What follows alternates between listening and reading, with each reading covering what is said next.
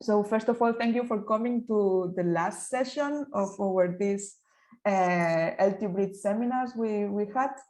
And today the idea is to talk about WMT evaluation campaigns to machine translation, but giving a lot of focus to the tasks that we organize here in our project. So this is the list of topics I would like to cover. First, quite a fast introduction on WMT, what's going on there, and I would like to talk about the most important task that W organizes, the news translation task that is there from the beginning. And then, of course, I will explain our shared task on multilingual translation for Indo-European languages, especially devoted to the low resource settings. So I would like to talk about how was the organization of the task, all the work involved, what resources did we prepare, the evaluation that we performed, and explain some of the submissions that we had. And then there was a very much related shared task and this WMT that was organized by Facebook. And this was a task very much related to ours, but in much larger scale. So we were doing, we'll see today, we were doing a shared task on multilingual translation between 3, 4, 5 languages, and they could scale up to 100. So what I'd like to do is a bit of comparison between the conclusions that one can get with a small number of languages and one can get when going really multilingual large scale, meaning 100 per 100 translation directions. And finally, this last point here, this delta LM is related to the system that won the competition, but this would be a technical part of the talk today. So if there is enough time, we can do this technical part. If not, it's not really necessary to understand today's topic. So good, let's start. As always, while I'm talking, I cannot see the chat of your faces. So if you want to comment something or ask something, just interrupt me. So don't bother of doing that. I don't mind at all. So yeah, WMT. Let's start to see what's WMT. WMT is one of the main evaluation campaigns for machine translation. It started long ago in 2006. And at that point, it was not even a conference, it was a workshop. This is why it's called WMT, Workshop on Machine Translation. And as you can see in the list here, from 2006, it has been done every year, collocated with one of the biggest conferences, either an ACL and EMNLP, all the big conference on natural language processing. You see here, I put this print screen because you see here the evolution through years, but also the different tasks that has been done this year. And this has evolved a lot from the beginning. This is the print screen of the first year machine translation workshop. If you see here, they only had one shared task. It was about statistical machine translation about that time, and the task was to try to improve phrase tables. So, and there was one shared task focused on this, and I think you cannot read everything here by now, but the translation task was done on Europal, and there were like 3, 4 language pairs involved. German, French, and Spanish into English. And that was the first approach, machine translation on a very controlled setting, and see how the best system performed. And from there, we go to this year when you see that they have like 13 different shared tasks. Not all of them are related to our topic today, that it's low resource natural language processing. So this is the list of shared tasks that there were this year, and the number of papers related to the shared task. I cannot say the number of submissions because each shared task is organizing things in a different way, and it's difficult to count in an objective way the number of submissions really. So this is the output of the conference. So at the end, if you go to the proceedings, these are the papers that are related to every shared task. And on the right-hand side, you can see some colored arrows here. And this is how much they are related to low resource settings. So there are shared tasks that are not related at all. For instance, quality estimation here on top, or metrics, which has a lot of participation and interest from people, but of course they are not specifically related to the low resource setting. The most related shared tasks to the low resource setting are ours, of course, this multilingual low resource MT.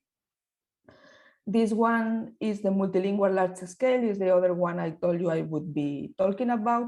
And then there was a third shared task very much related, that it was unsupervised machine translation in the low resource setting. So the difference here is that people is not allowed to use parallel corpora at any point in most cases, because there is in fact no parallel corpora. So people is forced to use only architectures that can work with monolingual data.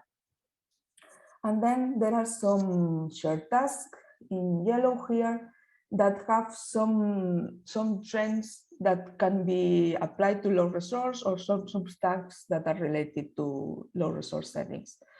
For instance, in the news translation task, that is the one that always gets more participation, some of the language pairs are low resource. We'll see that in a minute. And then the terminology task, for instance, is not specifically working with low resource settings, because I think that the main translation task is English, German, and they also use Czech, but terminology is also something very useful for low resource settings. So it could be also of interest to our task. And finally, I also mark here similar languages and triangular MT, because similar languages is a setting where translation is usually easier, but it's difficult to find parallel data in similar languages. Sometimes there is really no need to have this parallel data, and sometimes the data is not aligned. So in general, similar languages are also a low resource setting. And triangular MT is something that it was also kind of hidden in our shared task, because a way to approach the translation of two languages for which you have few data is just to go to a third language, usually English, and pivot through them. So this shared task was specifically focusing on this possibility to do translation in the low resource setting. I cannot explain all of the tasks that are related to low resource setting, but I think that in a few days, the videos of the presentations that were done in the workshop will be open to the people. So if you are interested, I think that in some days, the main web page of the WMT will link to the video, so you can learn a bit more about all these tasks. But let's focus now a bit on the news translation task. As I said, is the shared task that has been here from WMT from the first day during 15 years. And the thing that changes is the corpus that they give, the language pairs involved, the evaluation that they perform, and of course the submissions that they gave, so the engines that people submit to this participation. So at the beginning, everything was statistical or rule-based. Now everything they receive is 90% neural, completely neural. And for all these language pairs they are considering, let me say, so 3, 6, 11 languages, right?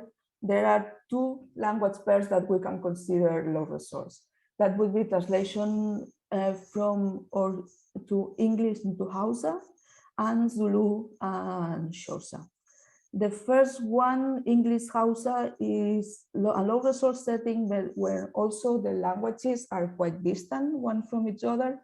The other one, Zulu from Xhosa, this is a language pair that it's supposed to be closer and therefore easier, even if the amount of data is not that big. What's the nice things of the news task? So the thing that I would really like about this shared task is that from the beginning, the strong focus was given to the evaluation.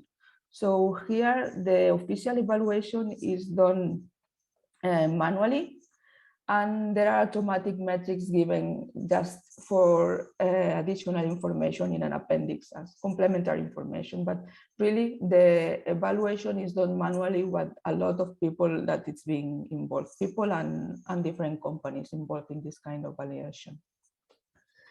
As you just saw, there are these 10, 11 language pairs going from and into English, but the manual evaluation can be only performed by native speakers of a language. So it's not that easy to get evaluators that can rate the translations in the two directions.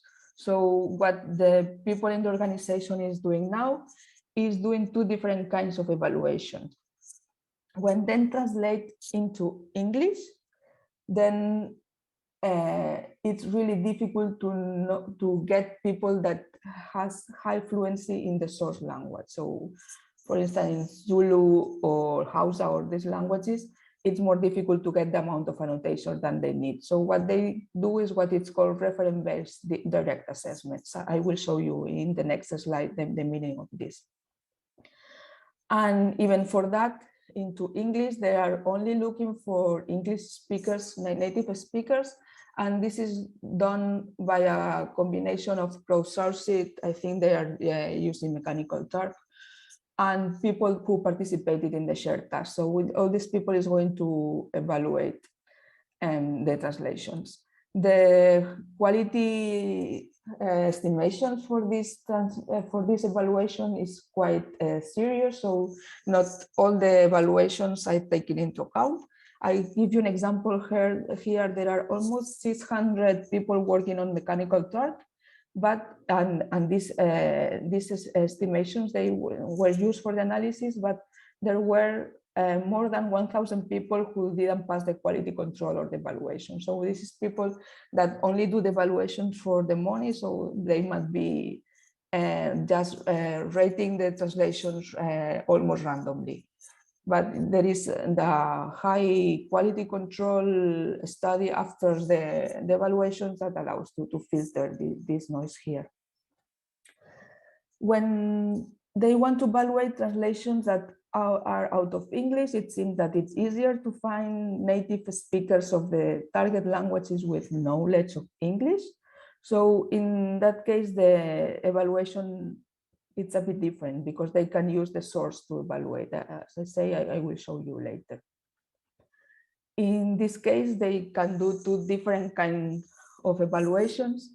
The source direct assessments that it's related to the evaluation that they're doing when translation into English, and then another kind of evaluation that is the contrastive one.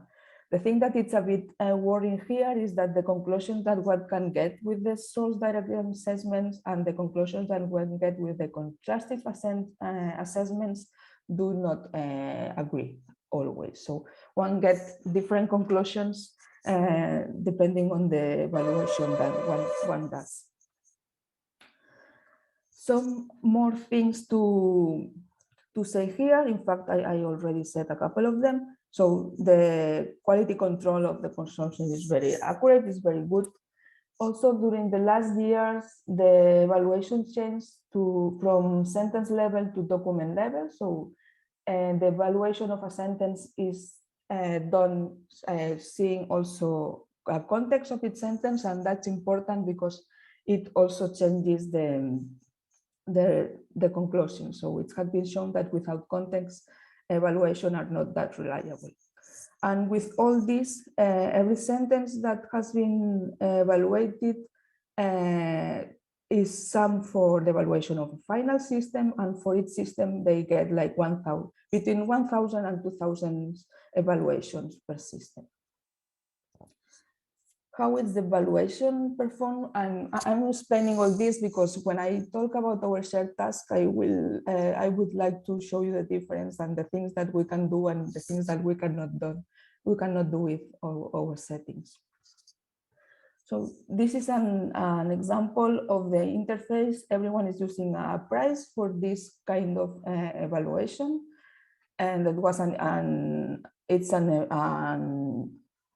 a web that allows you to evaluate translation quality. It was implemented by Christian Federman some years ago, and it's being modified every year for WMT to take into account the new best way to evaluate translation quality.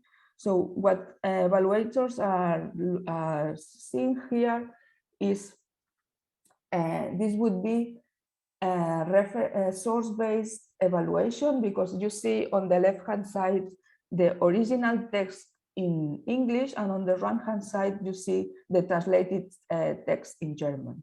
So the raters need to evaluate each sentence in German, knowing what was the source and also which were the previous and the following sentences. So the evaluation is just this bar. I'm not sure you can see my pointer. I hope you can. So you have this bar here that goes into not at all, meaning very bad quality, and perfectly, meaning great quality.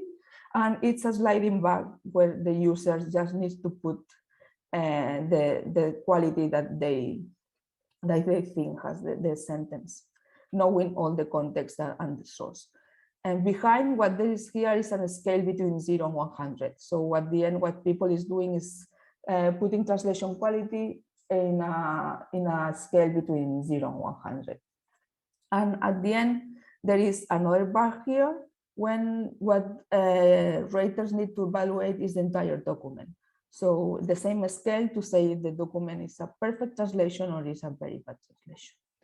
And this is the source-based direct assessment. This is scale 0 to 100, when people is able to see the source and the target. The reference evaluation is quite similar.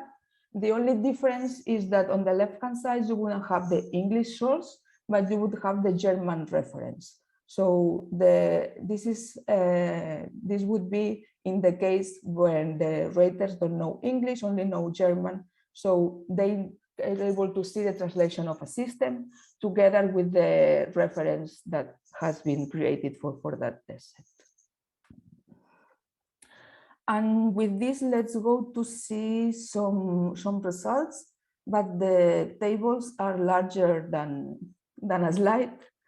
So let me open the document, and yeah, the page did not work. So let's go to see some results of this evaluation. This is going from English into all of the other languages.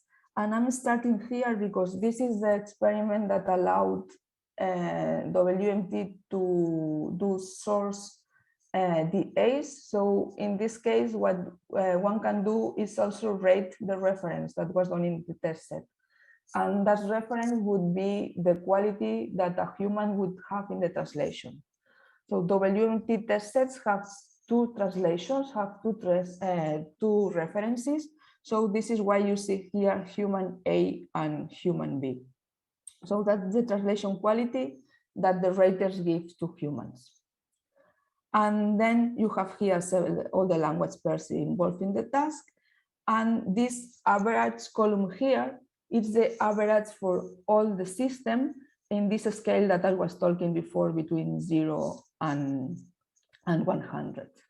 There is also this average Z, when Z is the same raw number when it has been normalized, to take into account that different raters might have a different internal scale. So what is better, what is very good for me, and I rate as a 90, another rater can say it's 100. So then the quality is always a bit subjective, and this Z is a normalization that takes into account this difference. So at the end, the final ranking is done with the average Z.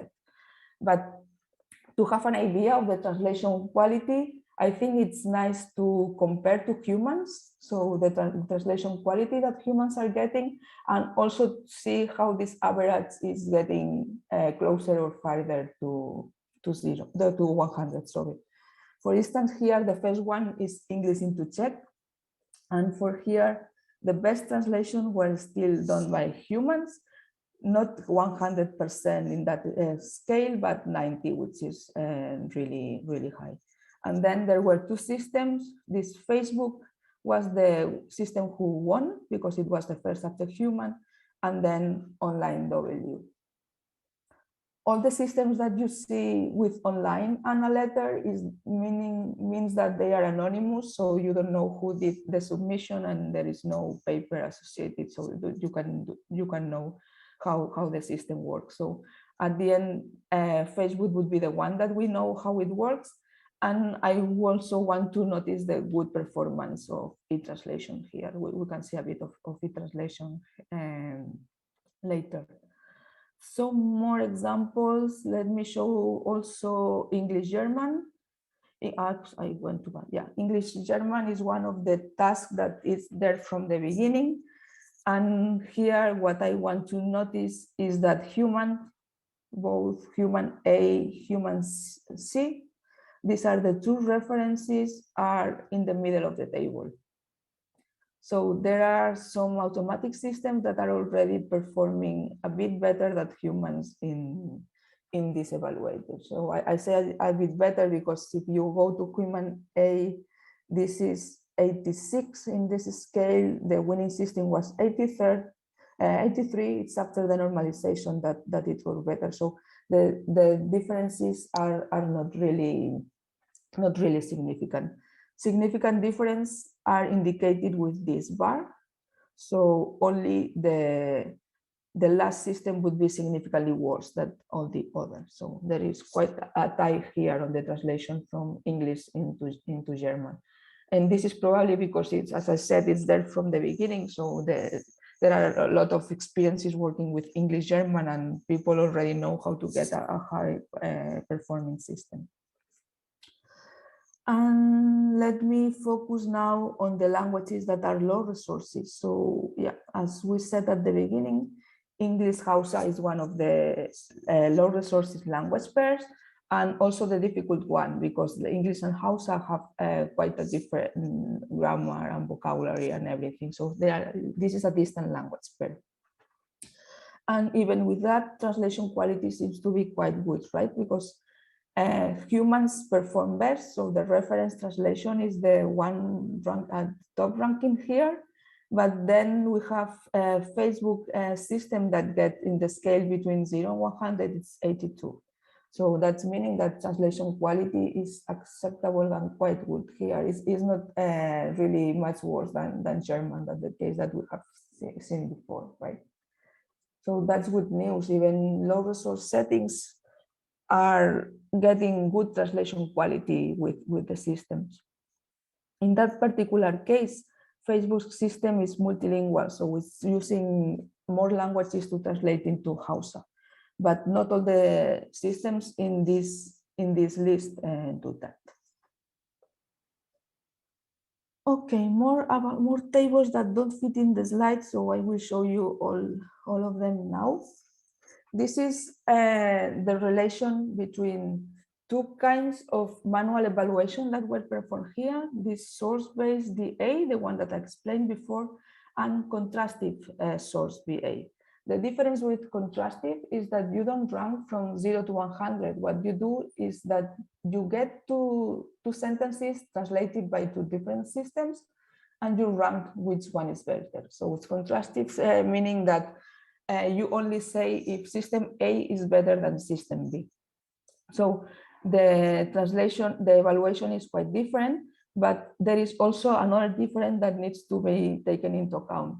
One can do easily source-based DA at document level, that's showing the full document. It's more difficult to do that in contrastive DA. So the numbers that the organizers are showing here were done with document information in one side, without document information on the other side. So difference might be also coming from here. And in general, what one can see is that human translations are ranked below when you do contrastive evaluation. So for instance, in English Czech, human translation were the best one. When you do this contrastive system, human translation are below in the list, and again, Facebook and online W would be winning here. Similar things happens with English German. There is a kind of re-ranking. So human evaluations were already low in the list here, and they stay low or even lower in the contrastative analysis, and there is a ranking on the systems here. This kind of evaluation was not done in the low resource setting, so we cannot see what happens in our interest. And finally, I will also go very fast now on the table that shows the results when going into English. Trends are exactly the same. Sorry, not these ones. Where are the ones that I did not show? Yeah, these ones. So trends are exactly the same. The only difference is that in general, scores are a bit lower. So if you see, we were when translating from English, we were getting average scores of around 80 for the base systems, 80, 85. Here we are 70. So the translation quality is in general lower when going into English, and that's because English is probably simple in grammar and structure than the other languages. So when you are translating from a simple source, it's easier to learn, and yeah, and that's reflected in the final translation quality. Okay, so if there is no curiosity that you want to know more about this, let me just explain. Sorry, I lost the, yeah. Let me just explain very roughly some of the systems that participated in this shared task. I will summarize the results of Facebook, or maybe I should be saying Meta. I think they still participated as Facebook. Then a summary of what e-translation did, because their performance was really good in sort of the language pairs, when in all the language pairs they participated. And finally, the University of Edinburgh, because they are kind of the main organizers, and they have also been there from the beginning with very good results in translation quality. So what did Facebook do for the systems? Facebook tried to approach two different ways of improving translation. One was through data, and the other one was through the size of the models. For this, they submitted two different systems for all the language pairs. I mean, one system for all the language pairs that were translating from a language into English, and another multilingual system for all the translation pairs that involve English into another language pair. And they had their baseline system, their M2M translation model, that allows them to do back translation of more monolingual data. And with this, they could increase the size of the training corpora, even noisy training corpora, but they can increase a lot in their size. For the 7 language pairs they participated, because they only do those that include English, either in source or in target, they were using more than 1 billion parallel sentences for training the systems. That's really a lot, real parallel sentences. But then they do these back translations that give them almost 3 billion parallel sentences more, Norse parallel sentence for the system that translates into English, and 1 additional billion parallel sentences for the system that translates from English into the other languages. After training the system with that amount, an incredible amount of data, they do some in-domain fine-tuning. That's continuing the training only with data that is related to news, because this is the domain of the evaluation campaign. They assemble different models, and they don't take the first translation option. What they do are a ranking of the top and translations that the system does. This is everything that is related to the model itself and the data. And they try also to increase the capacity of the models. That they were working with transformer. In fact, as everyone that participated was working with transformer architectures. And they were trying to see if the performance was increasing with using dense transformer, that is more parameters, more layers, more neurons. And also they were playing with a sparse mixture of experts that also it's given different weight to different languages, and this also increases a lot the number of parameters. Looking at their results, all these changes that they are doing are incremental. So you gain a bit of translation quality every time you add a new thing.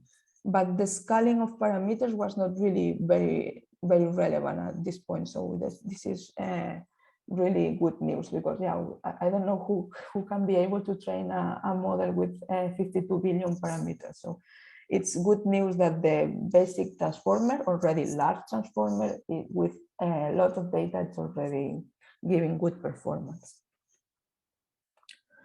Another example of the systems that we have seen before that were doing a good job is the e-translation system.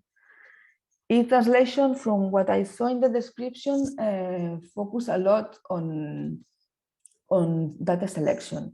So they were using a transformer too, and for this transformer, it was trained in data that was very clean, that was selecting using, as I said here, some heuristic rules and with a language model trained on news, so that the data was clean and on domain.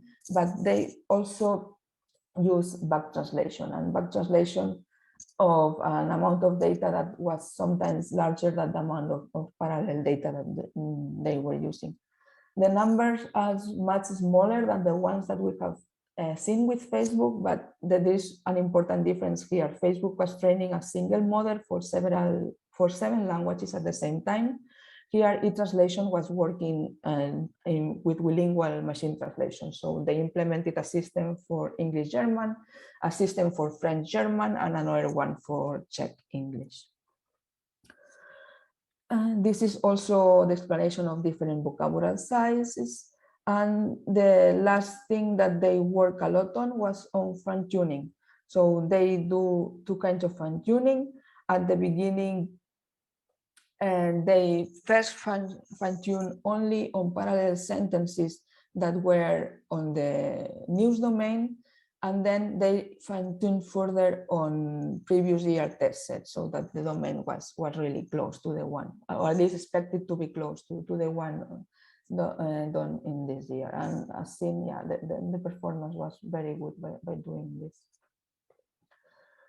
And finally, also a very short summary of the system that presented the University of Edinburgh. In fact, they presented 2 different systems because they approached 2 different language pairs that are really quite different.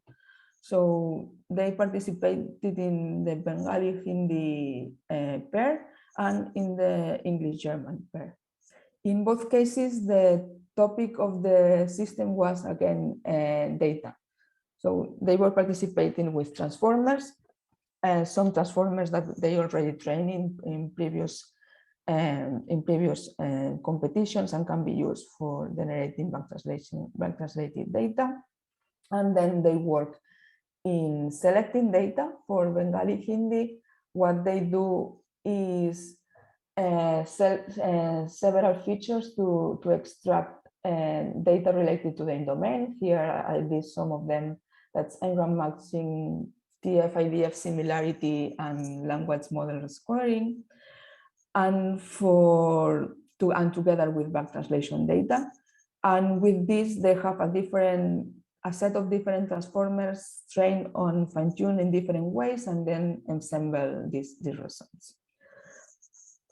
Similarly, for English-German, the way of selecting the data was different. Here, they do cross-entropy filtering to extract the similar sentences to the domain. And then they do a similar thing as before. train with parallel data with back translated data, and then do the fine tuning. The fine tuning has also two parts. First, they fine tune only in parallel sentences alone, and then they, again, as before, they fine tune on WNT test sets. So yeah, there were like kind of 30 participations, so it's difficult to extract conclusions from all of them. The things that I would say is that there are no new architectures that were used to approach the problem of a specific language pair. Everyone was working with transformers, different sizes, but mostly transformers. And with that, almost all the participants reached high translation quality for all the languages. So for more of the languages, the translation quality in a scale between 0 and 100 was above 70. I think that's great for machine translation systems. And there were two main approaches.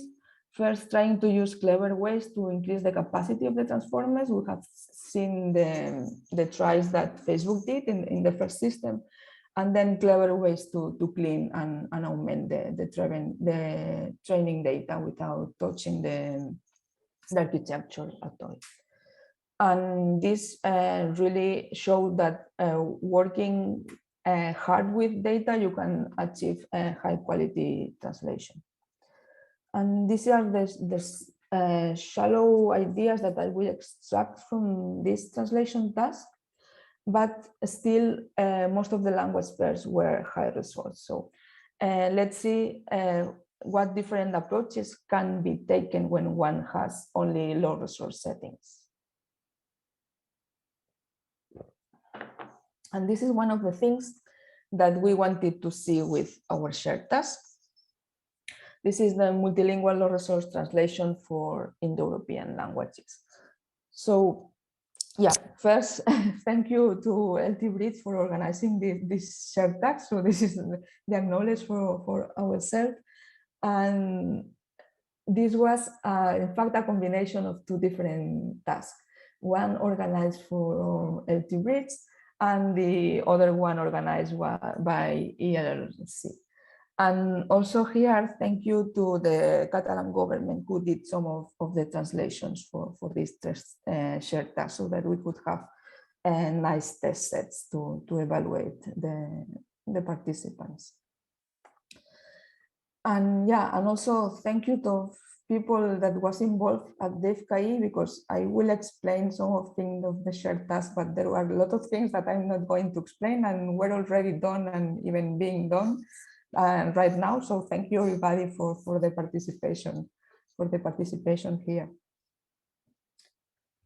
Did you 20 seconds to read the names? You already know Andrea, Eileen, and Stefania, but there is more people working here. So as I said, we had two different subtasks. And for one subtask, we choose Europeana documents for the evaluation, and the people of working at Europeana were very kind to provide those data, and they helped a lot in the preparation. So yeah, thank you all also to them for their participation. And for the other shared task, the one that was done within LT-Bridge, we were using Wikipedia. And the idea of our shared task that we were working with European languages, because of course both projects are in Europe. So we wanted to see how translation can be done when we only work in a close language. So language family, sorry. So we wanted to see two different cases to be able to draw some conclusions. And we were working with North Germanic languages, so we would be trying to translate between Icelandic, Swedish, and Norwegian Bokmal simultaneously. And for this, we were able to use Europeana data. And on the other subtask, we were interested in to see how difficult or easy to translate between Romance languages. And for this, we were exploring the translation from Catalan into Romanian, Occitan, and Italian. So the first task was really to prepare the data, and I would say that that was the most difficult and time-consuming task. So for this first subtask, the one with North Germanic languages, we had the collaboration of Europeana, as I said, and the first task was to choose texts that allow us to evaluate translation quality for the 3 language pairs. So I guess all of you know Europeana. Europeana is a site that is hosting a lot of data related to cultural heritage. So we wanted to select here data from Iceland, Sweden, and Norwegian. And the first thing that we noticed is that there is no parallel data at all. So all this cultural heritage background is just written in the language, but in the collection, you cannot find parallel sentences or parallel documents. At most, there was some translation to English, from Syrian to English, but otherwise, the descriptions are always monolingual. So the test set that we can collect here describes not only the language, but also the culture. So the source language will talk about the culture of these countries. And this is a thing to be that one can approach also when designing the system. For Icelandic, we were using a set of description of archaeological sites, for instance, that would give us vocabulary specific to Iceland and especially locations that are always from Iceland. Then from Norwegian, we were using stories related to some historical aspect of Norwegian. And then finally, for Swedish, we were using thesis abstract. This is a bit more heterogeneous set because thesis can be of different topics. So this is maybe the less cultural related test set that, or subtest that we got. So with this, we selected documents in all 3 languages to have around 1,000 sentences per language. And for us, it was important that it was at document level, so we can do translation of documents, and more or less to have an homogeneous set in the three languages. We divided the documents to create 2 different sets, one for validation and the other one for testing. So that at the end we have around 500 sentences per language to build a final test set of 3,000 sentences per test and validation. Each of the test set was sent to professional translators, and these professional translators translated from the source language into the other 2 languages. And they did it in 2 rounds. So first there was a native speaker of the language translated the text, and then there was another native speaker that kind of posted and corrected the translation. So we got high quality translation in this task. And this test and validation test sets allow us to work with 6 different translation directions. We did a similar thing for Catalan. In Catalan, we were working with Wikipedia, and all of you know the structure of Wikipedia. So yeah, articles can have different lengths. So we had a threshold to select documents with a minimum length at least. And all of them were articles that only exist in Catalan. So participants could not find the translation automatically on the web in any of the other languages in the competition, in fact, in any other languages. And all of the articles are related also to Catalan cultural heritage. So we have articles that go that explain about the food, about traditions, about landscape. So similarly to the ones that we have for the North Germanic languages, we try to focus on the domain of cultural heritage here. The difference here is that in this case, always the source language is Catalan. So what we have is documents that were able to fill 3,000 sentences in Catalan. And as before, then we divided these 3,000 sentences into validation and test. And they were translated again with the same methodology as the other subtasks. They were translated by two translation in 2 rounds. So we had, again, high quality test sets here. In this case, instead of having 6 translation directions, we have 3 translation directions.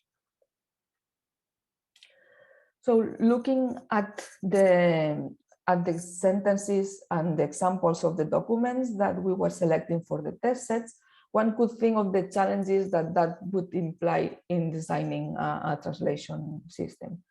The first challenge here is multilinguality, because as you see, we were asking participants to evaluate several languages simultaneously.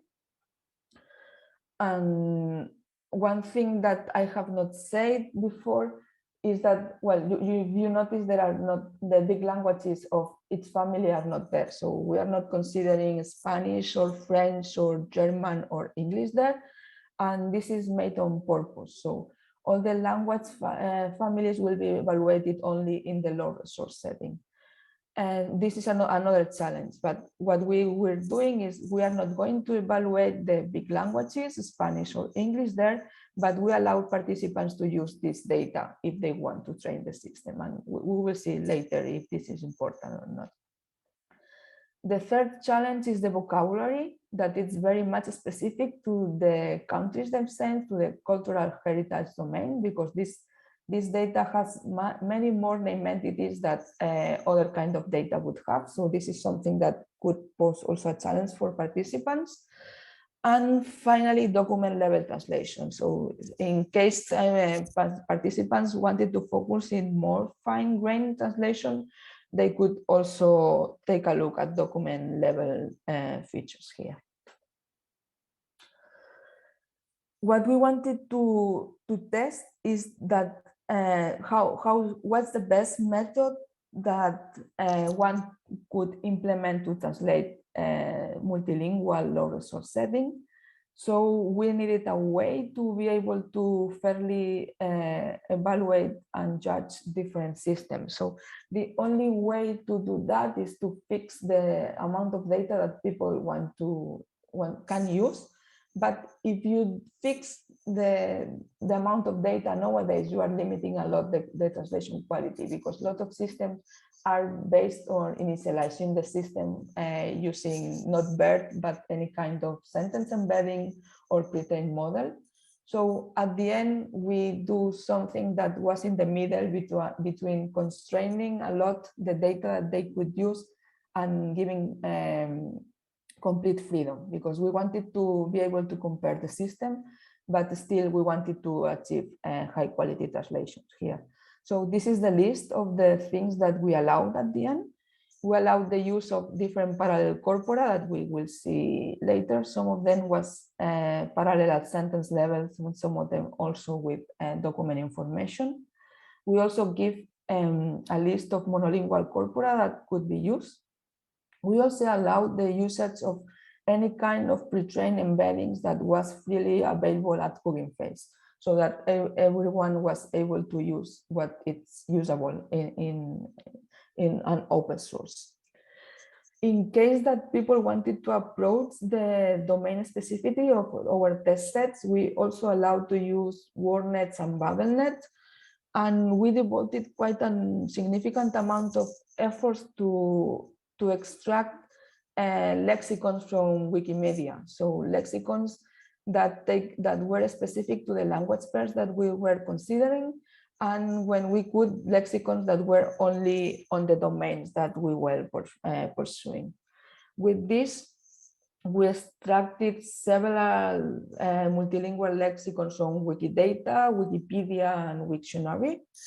And this is something of the things that I told you that we were still working, because yeah, we want to make them, everyone could use them for the shared task, but now we are trying to make them nice and in a context and give the software to do this extraction so that it can be used later by anyone who is interested on this. And at the end, what was people using here? So we saw that no one was trying to approach two of the challenges. So there was no the team was using document level information for preparing the system. There were no one using linguistic tools there to try to approach the characteristic of the language.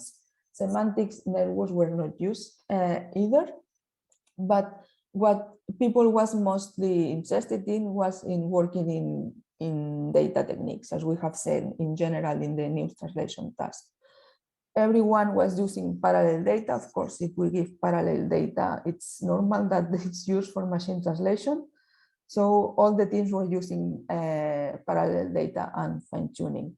And then there is at least half of the teams were also using data from languages not in the evaluation. So as I said, we were evaluating Swedish, Icelandic, and Norwegian, but they were allowed to use German too. So the participants were using the additional languages that we were allowing. And this multilinguality and that augmentation thing was simply people approaching all the languages simultaneously and using back translations to improve translation quality here. So at the end, from the 4 challenges that we were thinking at the beginning that people could address, in fact, the participants only did address 2 of them, multilinguality and the fact that the amount of data was limited for the language pair evaluated.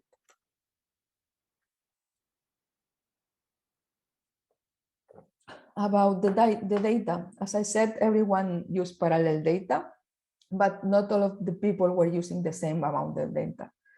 Probably because not all the corpus that we provided had all the languages, so it was implying quite a significant amount of work selecting data for the languages and cleaning.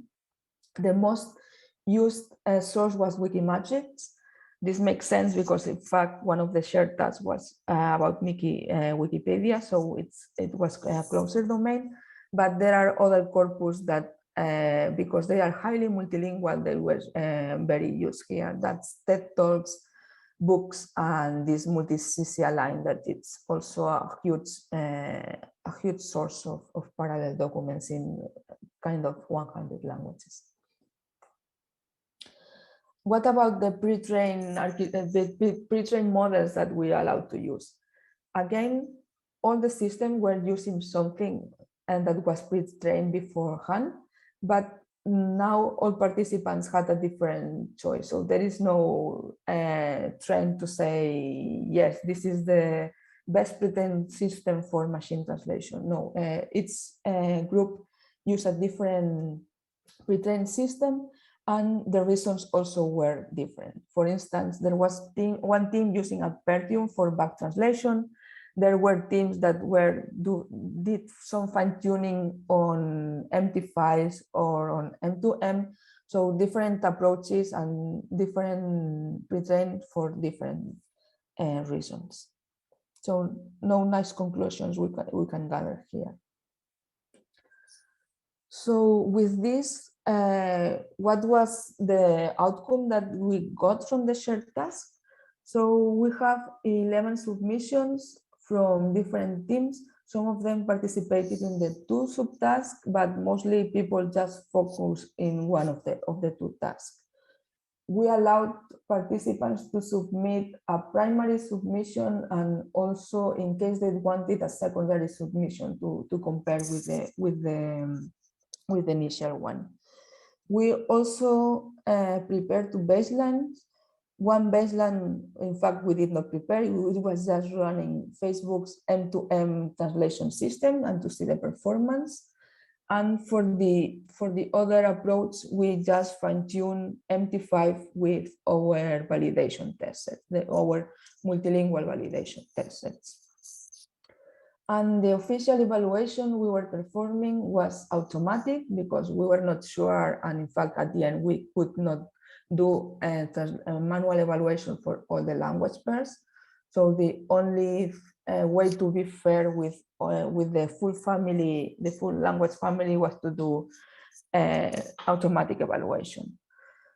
Automatic evaluation has several problems, and metrics such as BLEU has been highly criticized. So what we decided to do is just take 5 different metrics that take care of different aspects of translation and rank the participations according to these metrics, and then average the ranking as official result. We also perform manual evaluation when we could. And what we did is, as it was done in the news translation task, we did direct assessments. In some language pairs, we could do source direct assessment that was only for Catalan to Italian and Catalan to Occitan, when we were able to find bilingual speakers. For North Germanic languages, we got less evaluators, so we could only do reference the A because we only get people speaking Swedish. So what we could evaluate manually was Norwegian into Swedish and Icelandic into Swedish. For the case when we do source the A's, we would also a small experiment to evaluate the term accuracy. I will explain in a minute that. And finally, I want to notice all this before showing you the results, is that we obtain really a high correlation between automatic and manual evaluation.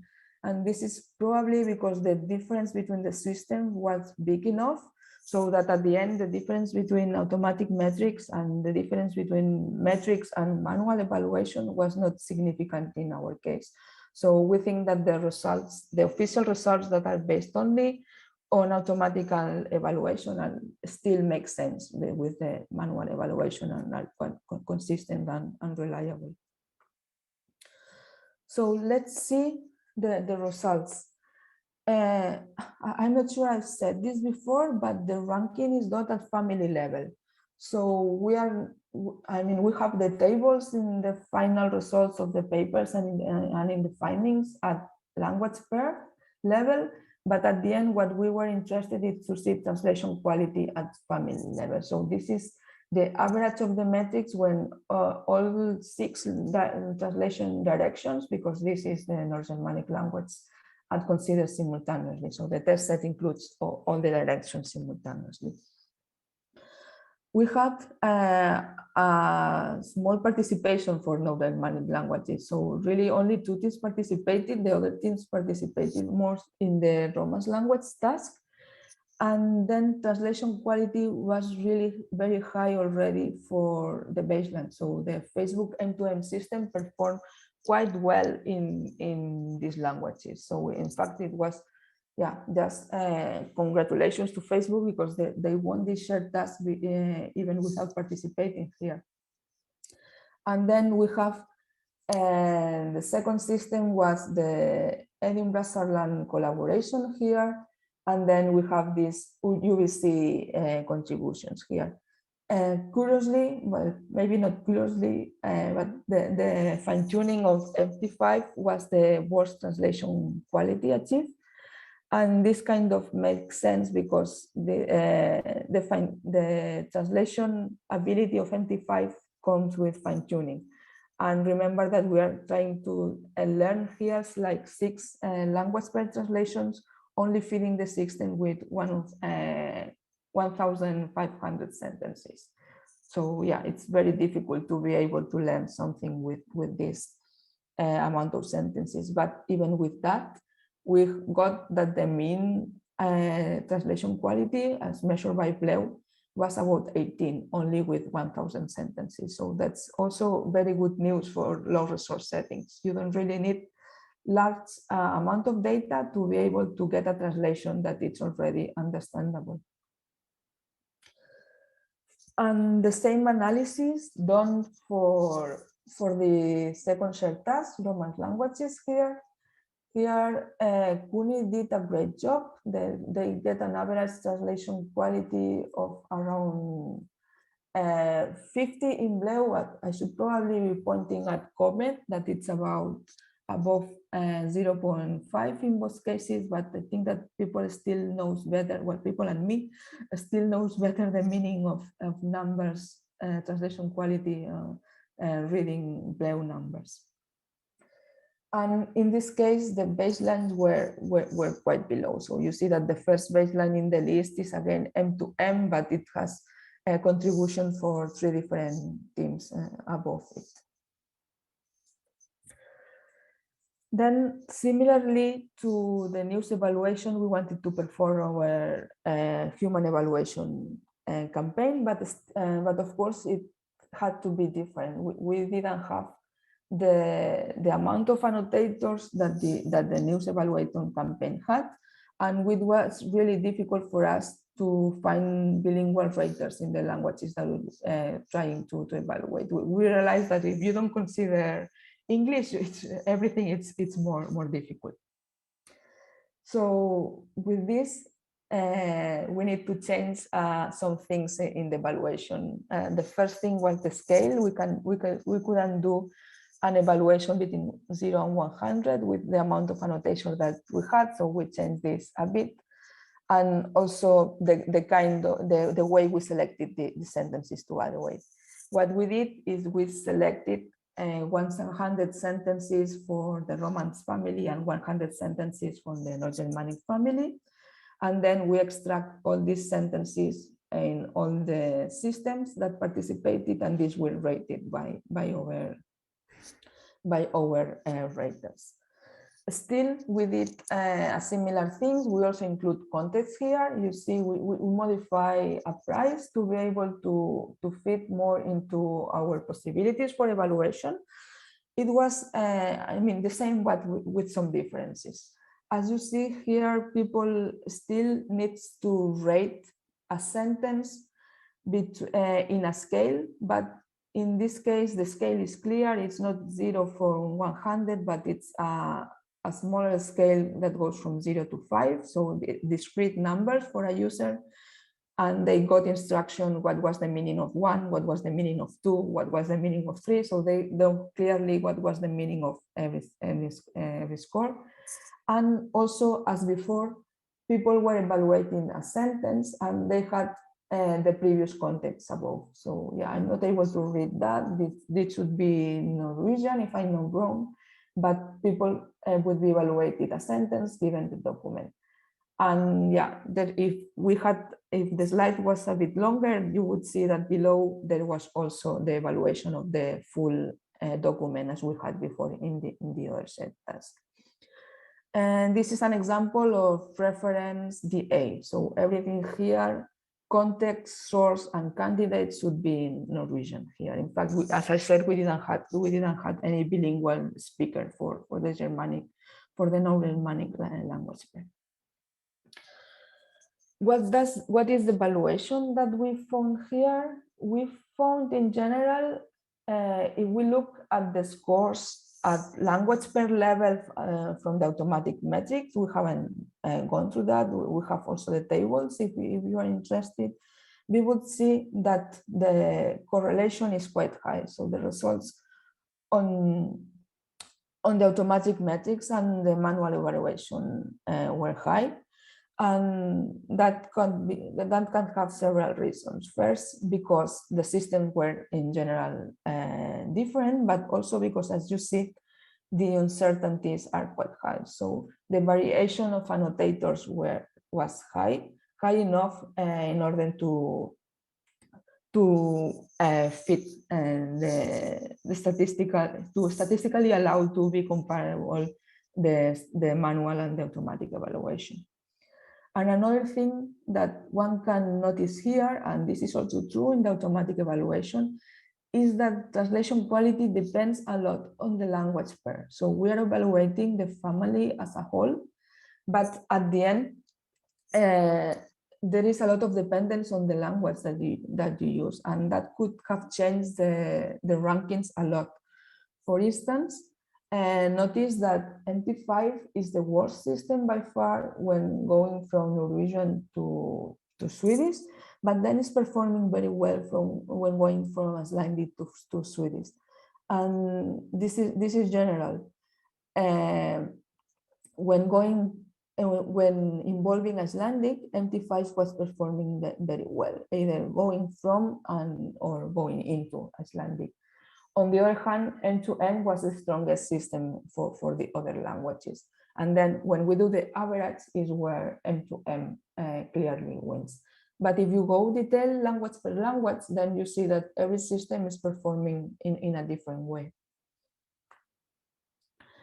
And the same was done for Catalan into the other Romance family languages. We could do it with Italian and Occitan, where we had the bilingual speakers, and that allows us to use also the human reference here. You see that in our test case, the human reference is always the best rated, and with a significant difference in some cases with the first system. So yeah, the scale was up to 5. So notice that in our case from Italian, human translation was close to perfection. It was 4.8 and a bit lower for Occitan.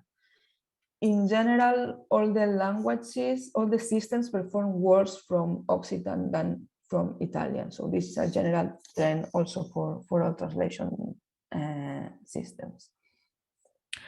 And other than that, just to notice that again, CUNY is the best performing system according to the manual evaluation for this task. And another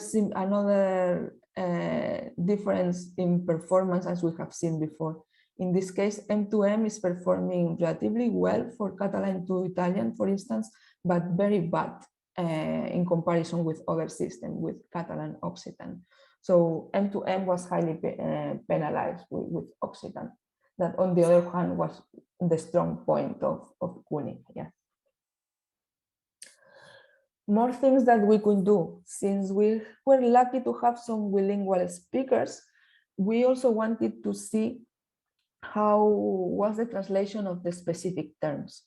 Because when I introduced you the test set, I said that one of the challenges could be a translation of some terminology there, because it was very specific to the culture that language was involving. So what we did is, in these 100 sentences, we selected some terms. We will see now what's a term.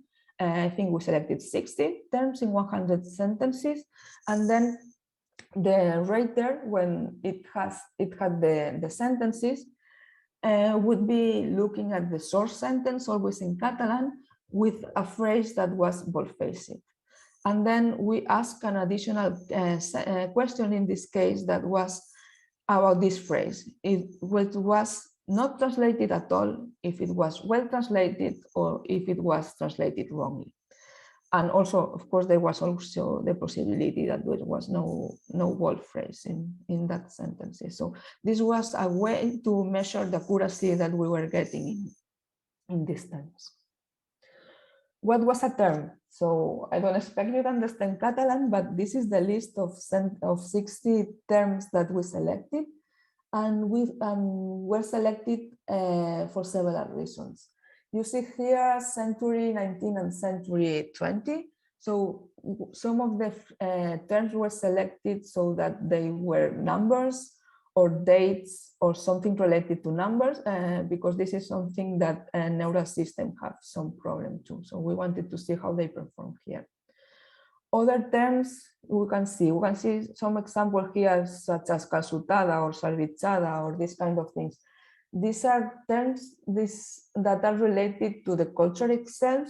For instance, this calçotada is like a party that you do related to a vegetable. So this is something that the name makes sense in the source language that probably doesn't have a translation in the other languages. So we want to see how these terms were dealt with.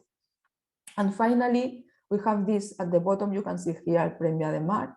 This is a location. So we wanted to see how location are translated, if they are kept in the same way or they are translated word by word. That would be an incorrect translator or translation, or to see what it's performing.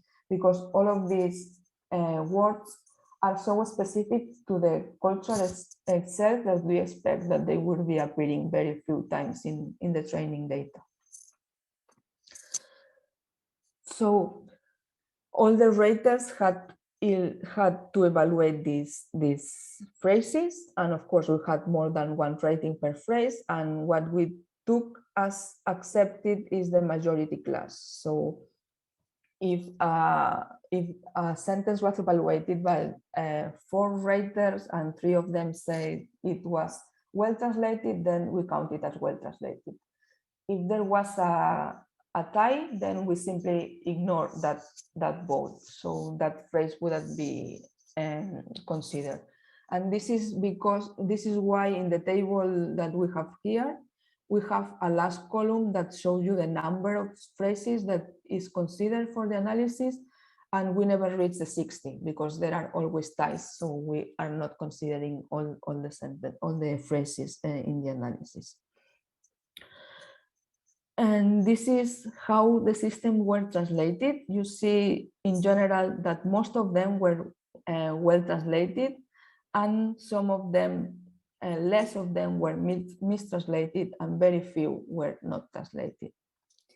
The conclusions that we could get after looking at these numbers and the specific examples. So let me move to the other slide. So this is related to the table before.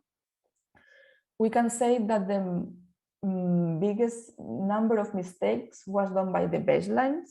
And this makes sense because the baseline had very few access to the training data that we were giving for the task. So yeah, if there was not in-domain training data, no data selection, so the terms were harder to translate. Then another thing we notice is that translation quality into Italian is better than translation quality into Occitan in general for most of the systems. But when we look at the terms, there were more mistakes when we were translating into Italian. And looking, we don't know why the reason, but by looking at some example, we might be saying that it might be related to the subunit segmentation.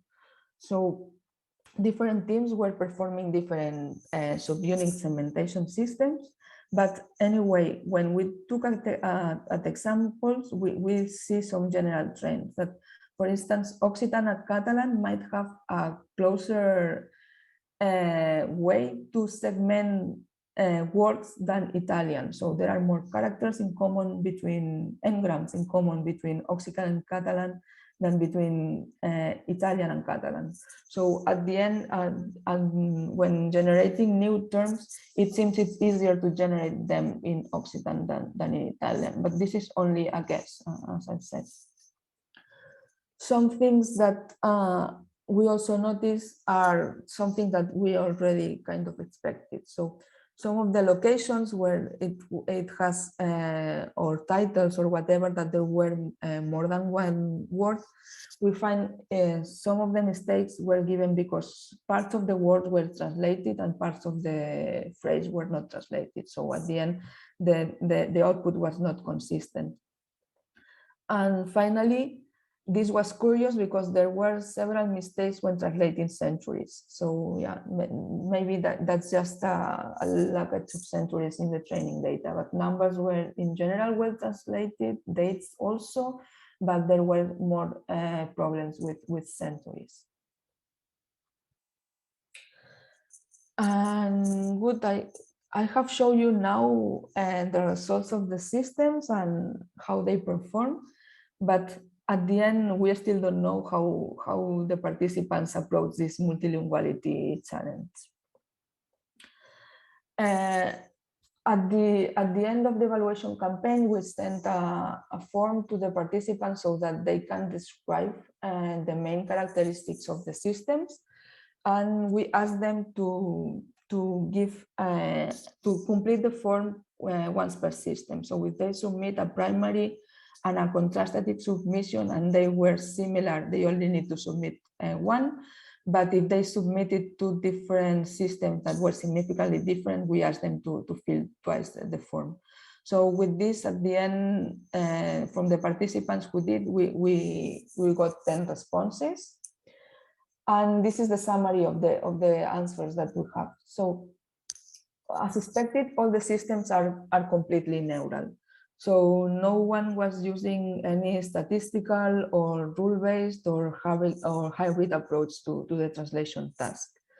In fact, there was one system that was using Apertium for back translation, but we cannot count this as a hybrid architecture. They were using it just a way to augment the data.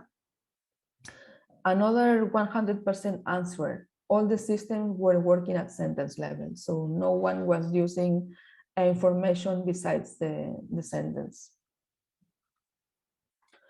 More things. There are several ways to approach multilinguality, and submissions were working in two different ways. There were 60% of the participants built engines that were truly multilingual, that the same engine was translating into all the other directions.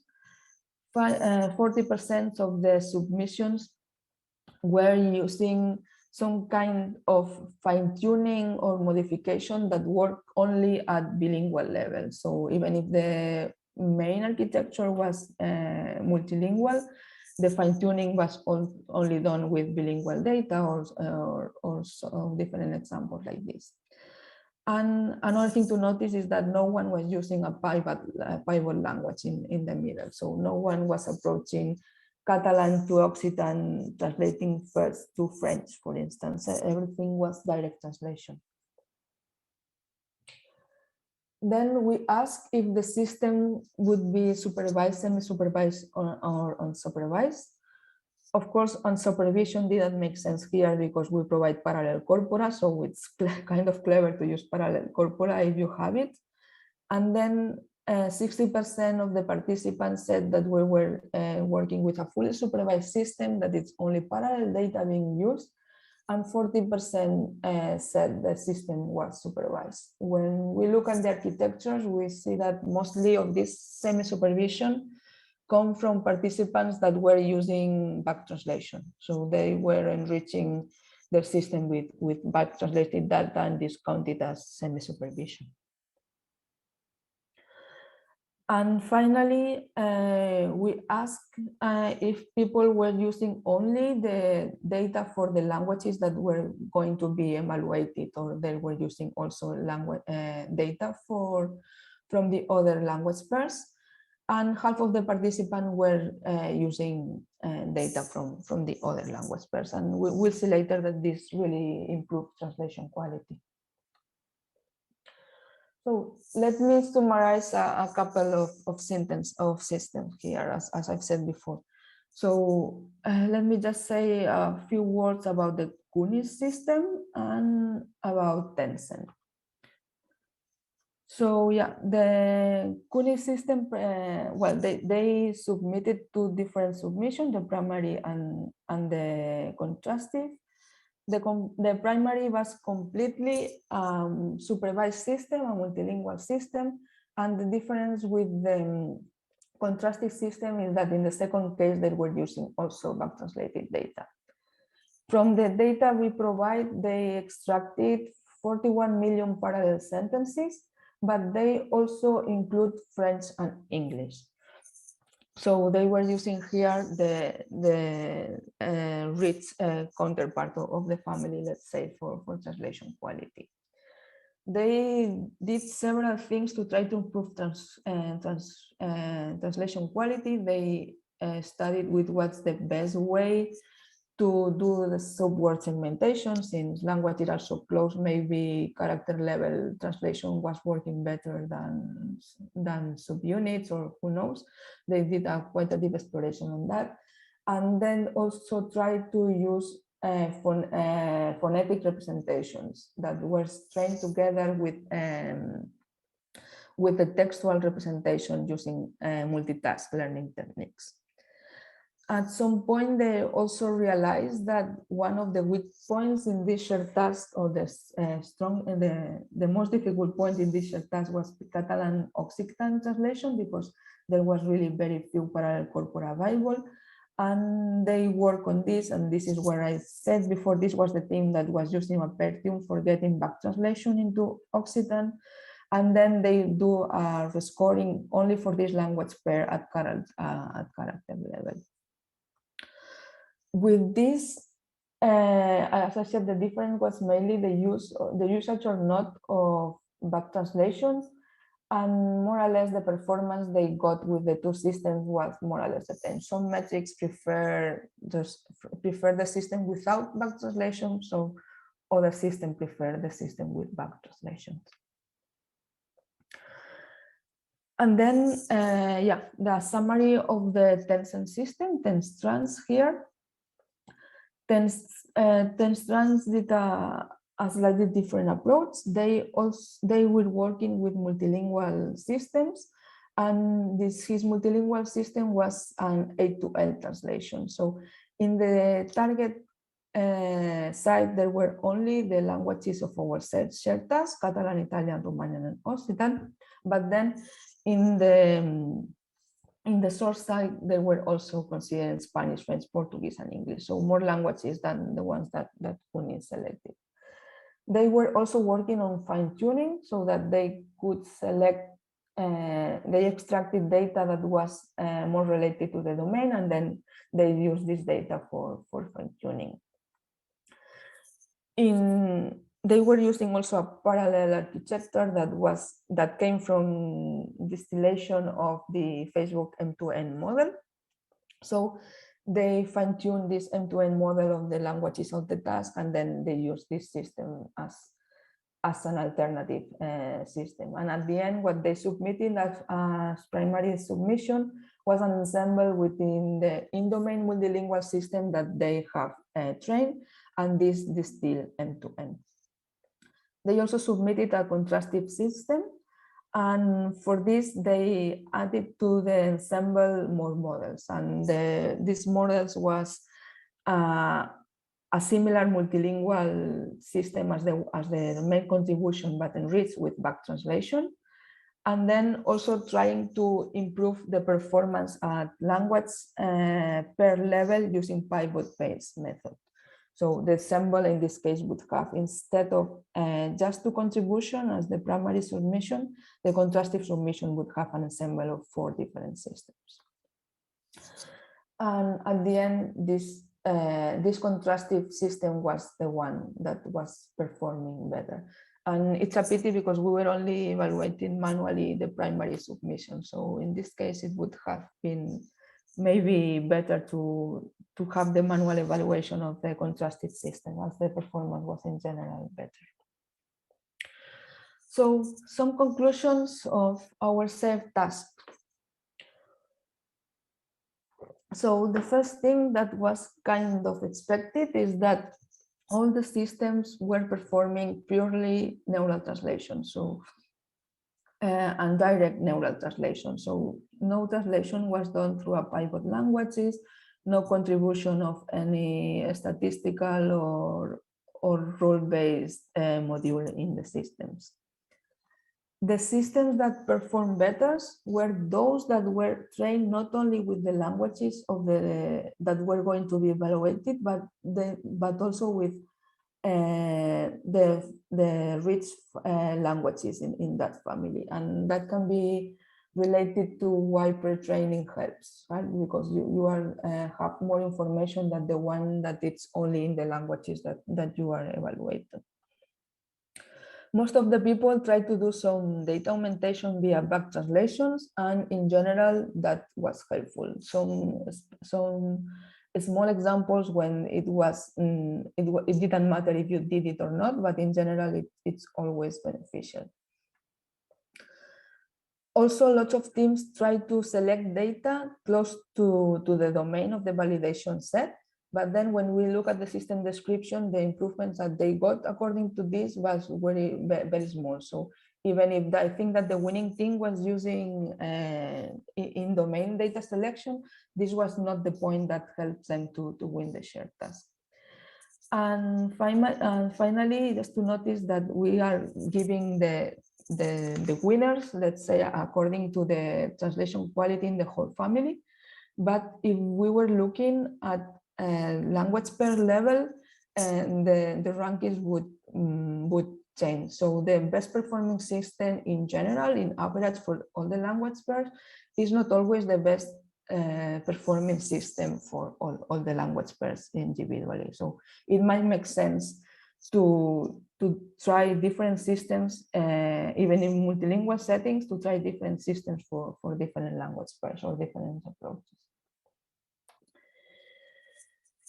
Okay, and that was the final summary of our shared task. And this is the main bulk of things that I wanted to say, and we are all approaching to the end of the session.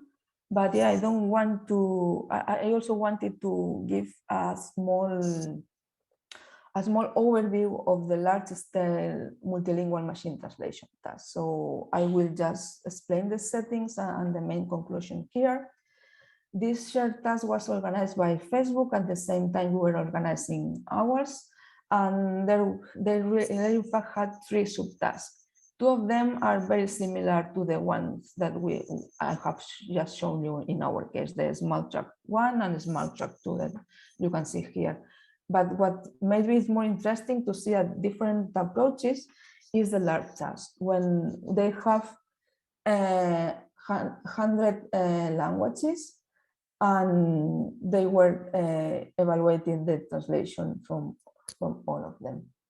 And these are the 100 languages that they were considering.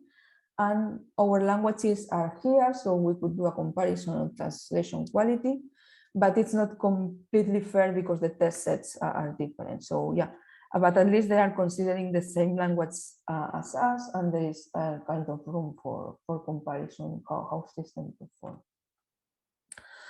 And I had here a link to their evaluation results, because yeah, they are evaluating 100 per 100 translation pairs, so they have more than tables. This is something that we cannot put in a slide or even in a page. But yeah, for the sake of time, maybe I just show you the ones that I selected here. Just to say here that the translation quality, of course, this evaluation is huge, so they cannot evaluate of the language pairs. So manually, I mean, so they were using BLEU or SPLI-BLEU, which is something very, very close to BLEU. And you see that for some languages, these are the top performing language pairs. I mean, the language pairs for which translation quality is higher, and for the top performing ones, translation quality is above 60. That is, in general, that would mean a quite a good translation. This is the top 10. And yeah, given that we are here, I want to notice that one of the top performing translation language pairs is English Maltese, Maltese English. So it seems that this language pair is quite good. Also notice here the name of the model. This is Delta LM. That means that the best system it's always the same. Let me go to the bottom part of this table. Notice the BLEU score here is 1. So yeah, for some language variations, translation quality as measured by BLEU is 1, 2 BLEU points. This is really nothing. So this is bad news, but well, this is bad news. And these are strange language combinations. I don't know, Lingala, Fula, Burmese, Cabo-Verdiano.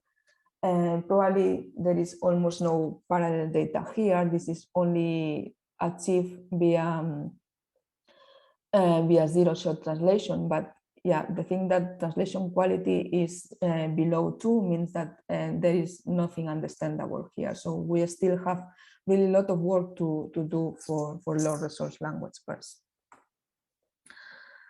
And yeah, this is just out for curiosity how it's performing Maltese, because it seems that it's one of the best the languages that allows to get better translation quality. So for lots of quality language pairs, this is above 40. And yeah, I will now skip some of the conclusions, some of the things that one could see in the table. You can go to that web page and just try to look for the languages that you are interested in getting. But let me describe the best system in very naively way. They had several contributions, I think 11 or 12 submissions, but for the large scale translation, really only Microsoft participating. Facebook submitted 2 systems by themselves to be compared as baseline, but the Microsoft submission was winning in almost all the language pairs. And not only for the large scale task, also Microsoft was winning the other shared task with the same system. So I'm not going to go into details here. I have the next slides only if soon enough. It's not soon enough. So yeah, I will only describe the system in this way. Microsoft submitted a system that was trained on a combination of parallel back translating and noisy parallel data, an incredible amount of data. So this is also another thing that allows this training of huge multilingual systems. So they really use huge amount of data. And the system was based on another Microsoft architecture that is called Delta LM. Then Delta LM is one of the trained models that allows you to do language generation and translation. So it was based already in a pre-trained model. And then since they were participating on this shared task in the 3 subtasks, they were also analyzing how to improve specific translation direction. So they were trying different approaches, direct translation and pivot translation for some individual directions, and then they include that in the final system. And something that gave them also quite a good improvement in the final results is that they were doing progressive learning. So what that means? So at the beginning, they were using mostly noisy data and a small architecture. Well, not a smaller architecture. And then when training evolved, they were modifying also the architecture and the data. So they were doing kind of curriculum learning. So at the end, the largest stages of the training was only using parallel data, and the architecture there was really huge. And that really gave a really good performance. This is the specific details of the architecture that really don't make sense up now. But let me just comment on the infrastructure that they use to do this. So this first point here is what they report in the paper, that they train using 74 GPUs or 32 GPUs in another case, their submission. But you need to take into account that this submission was also based on Delta LM. This is the pre-trained model I'm saying they were using. And you go to the Delta LM paper, and they say that they needed a week to train that with 32 GPUs. And then you go to this paper say that Delta LM was initialized at the same time using InfoXLM. I go to the InfoXLM paper and I didn't found the time they need to train that. But then the InfoXLM paper said that they were initialized using XML. So you go to the XML paper and you see that they were using 500 GPUs there for training with more than 1 million updates. So at the end, I don't know how much time is invested in this submission, but yeah, they were performing quite a good translation for lots of languages, but the amount of training data and training time that it's behind this kind of system is really impressive.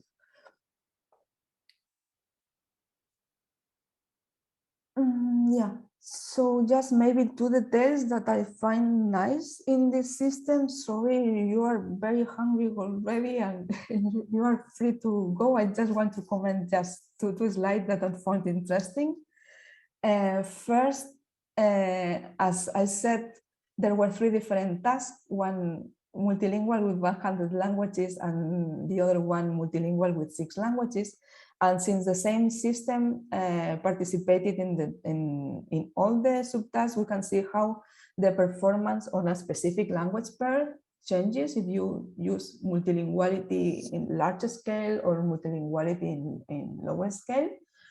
And what they saw is that when you increase multilinguality at this level of trying to translate 100 languages simultaneously, you always lose translation quality. Here, as measured by Bleu, the average translation quality that you are losing in Bleu points is 4-5 Bleu points when you increase the multilinguality. So the same system with only 6 languages would perform better than the same system trained with 100 languages, 94 that are not on the task to be evaluated. And the last slide, this was a slide that was showing the Facebook team, and when they were reporting the results, is a summary of how the field is changing in the last year. So what they give as baseline the system that they trained 2 years ago for a multilingual system in 100 languages. And then they compare to the submission that Microsoft did this year. And then they look at different language families and see the improvement that there has been in translation quality in these 2 years. And it's quite impressive. So you see that in average, language translation quality has been improving about 10 Bleu points. So that's really a lot.